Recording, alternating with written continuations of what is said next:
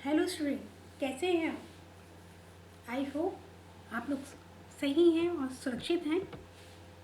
चलिए स्टूडेंट, आज हम नया टॉपिक स्टार्ट कर रहे हैं और ये लास्ट टॉपिक है इस चैप्टर का, दैट इज़ डिफ़ॉल्ट एंड रीपोजीशन। पहले हमें ये समझना होगा कि डिफ़ॉल्ट क्या होता है। देखिए स्टूडेंट, जब भी कोई भी hire purchaser with in due time अगर अपना इंस्टॉलमेंट पे नहीं कर पाता तो उसको हम बोलते हैं डिफ़ॉल्ट इन पेमेंट, और हायर परचेज़र के लिए यूज़ किया जाता है डिफ़ॉल्टर। मैंने आप लोगों को फर्स्ट लेक्चर में भी ये डिस्कस किया था कि जब भी हम हायर परचेज प्राइस पे कोई भी एसेट्स लेते हैं तो वो एज ए रेंट तब तक वो एसेट्स की अमाउंट पे करता रहता है जब तक कि वो लास्ट इंस्टॉलमेंट का पेमेंट ना कर दे, क्योंकि उसको ऑनरशिप ट्रांसफ़र नहीं होती। तो इस कंडीशन में क्या होता है कि अगर ड्यू डेट पे अगर हायर परचेजर अपना अमाउंट पे नहीं करता तो हायर वेंडर को ये राइट होता है कि वो असेट्स को वापस ले ले, और जब वो वापस ले लेता है तो उसको बोलते हैं रीपोजीशन। अब देखिए, ये इतना आसान नहीं होता कि कोई भी हायर वेंडर जाके और हायर परचेजर से अपनी असेट्स को वापस लेने के लिए कह दे कि मुझे वापस कर दो। ऐसा नहीं होता। इसमें अगर किसी भी हायर परचेजर ने अपना एक स्टैट्यूटरी पोर्शन अगर पेमेंट कर रखा है हायर वेंडर को, तो उसको असेट्स वापस देने का लेने का राइट नहीं होता और वो हायर परचेज नहीं देगा उस वाले की असेट्स को। लेकिन अगर स्टैट्यूटरी पोर्शन नहीं पेमेंट किया है और उसने स्पेसिफिक पीरियड ऑफ टाइम में उसने अपना जो अमाउंट ड्यू था वो भी उसका इंस्टॉलमेंट का पेमेंट नहीं किया है, तो ऐसी कंडीशन में हायर परचेजर के पास कोई राइट नहीं होता, बल्कि हायर वेंडर के पास ये राइट होता है कि उस वाली असेट्स को वापस ले ले, और उस वापस लेने के बाद उसको वो रीसेल भी कर सकता है, और जो अमाउंट उसके पास ऑलरेडी आ चुकी है उसको कोई रिटर्न नहीं करना पड़ता हायर परचेजर को। वो समझ लीजिए फोरफीट हो जाती है हायर परचेजर की तरफ से, यानी कि हायर परचेजर उसको वो वापस नहीं देगा, और हायर परचेज को वापस नहीं देगा, और हायर वेंडर के लिए वो क्या हो जाएगा, एक कैपिटल अमाउंट हो जाएगी जो कि उसको असेट्स भी मिल जाएगी और वो वाला अमाउंट भी उसको पेमेंट नहीं करना।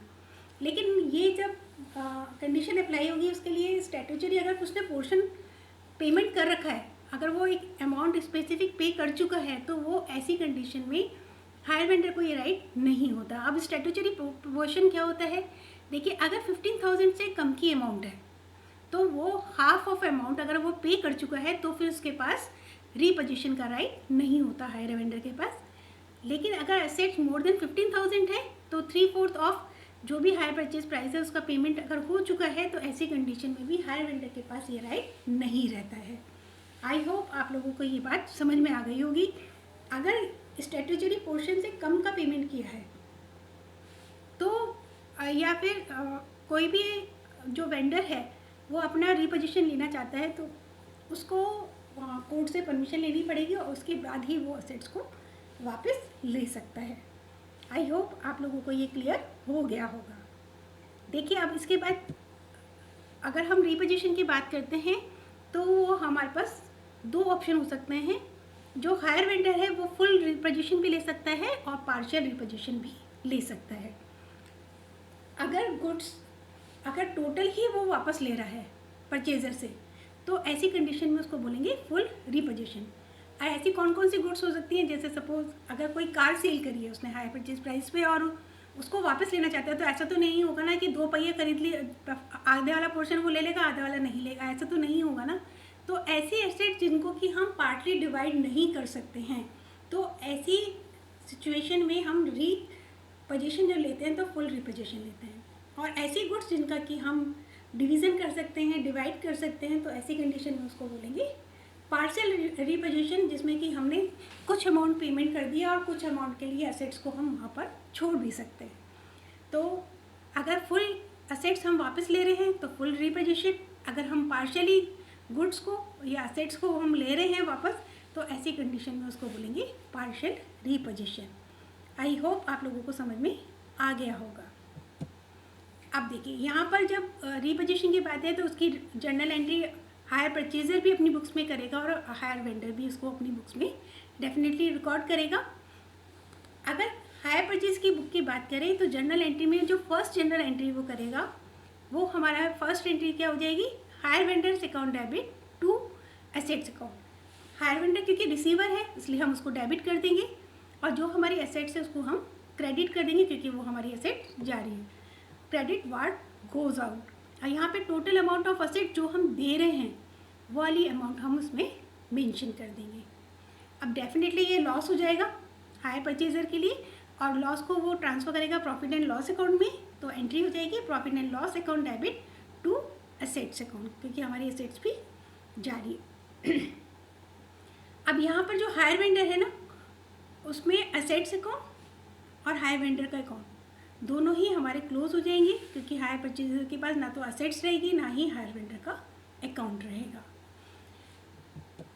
अगर हम हायर वेंडर की बात करते हैं और वो अपनी बुक्स जर्नल एंट्री जो करेगा अपनी बुक्स में, वो क्या करेगा, तो देखिए फर्स्ट जो एंट्री होगी वो हमारी गुड्स टेक बैक करने की है, जो उसके पास वापस आ रही है गुड्स उसके लिए होगी।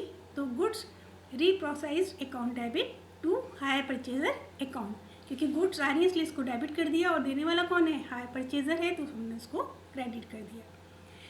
ये जो गुड्स हैं इसमें अगर हमने कोई रिपेयरिंग करा है या कोई एक्स्ट्रा चार्जेस पे किए हैं तो उसके लिए भी हम एंट्री करेंगे, और असेट्स अकाउंट या जो भी हमारी एसेट्स थी उसको बोलेंगे goods repossessed account debit to bank account. जो भी हमने एक्सपेंसेस किए हैं उसके लिए हम एसेट्स को डेबिट और बैंक को हम क्रेडिट कर देंगे।